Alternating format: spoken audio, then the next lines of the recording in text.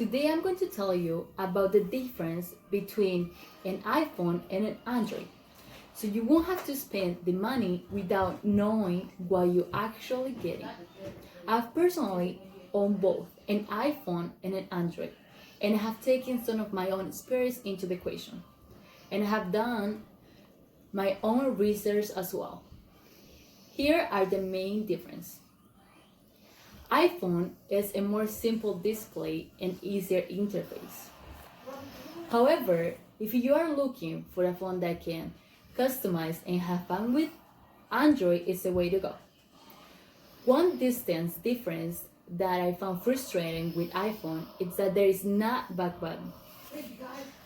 iPhone uses an iOS operating system, which is not known to be secure than Android counterparts. This is because the iOS system is a closed source, which makes it more difficult for hackers to obtain access to the iPhone.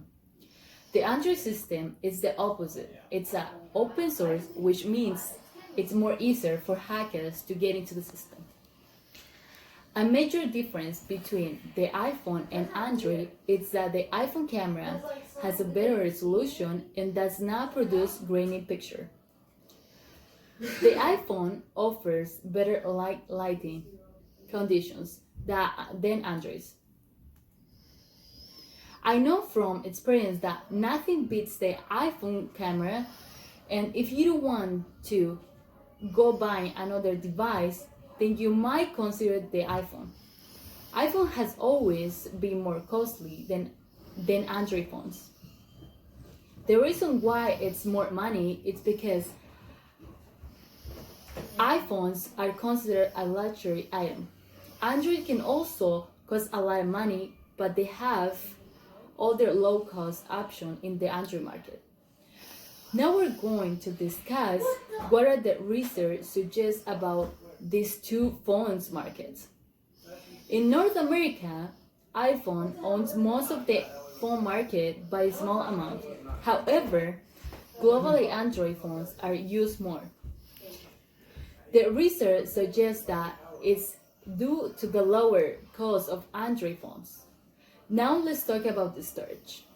Storage on all our phone is important when it comes to saving and uploading pictures, videos, files, etc. iPhone offers 5 gigabytes of free extra space for taking pictures or saving documents. But if you need more, you have to pay iCloud. On the other hand, Android offers the capacity to add much space as long as you have an SD card. And for a reasonable price, you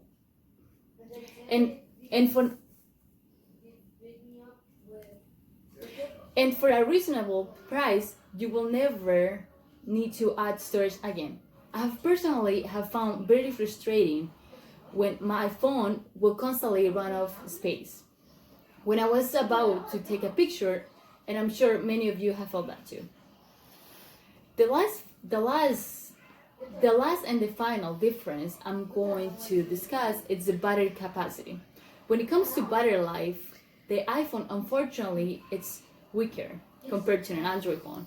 Most Android have longer battery life because they have a higher milliamp hour. To conclude whether